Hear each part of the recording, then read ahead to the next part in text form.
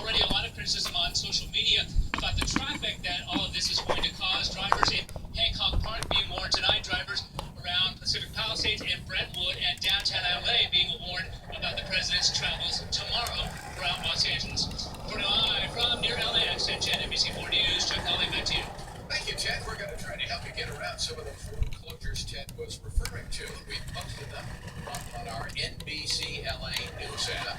Driving around, you may have seen some of these posters, like this President Obama with the logo from Scandal. Who put them up and why? NBC4's Kathy Varr is going to have that story a bit later in this newscast. Long Beach police think a woman who was attacked in a shopping center parking lot was the victim of a hate crime.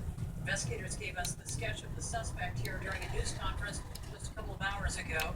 This attack happened earlier this month on Atlantic Avenue near Carson. Police say the suspect went up to a woman, grabbed the veil and the headgear she was wearing, made some comments about her being a Muslim.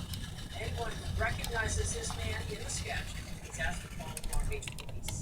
Former Los Angeles City Council member Richard Alarcon and his wife were convicted of voter fraud and perjury today in a verdict that could disrupt or even terminate his long political career. The couple had no immediate reaction to the verdict other than to reassert their innocence.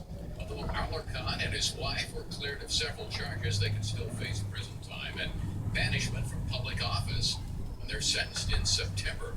Prosecutors successfully argued that the couple did not really live in the district he was most recently elected to serve.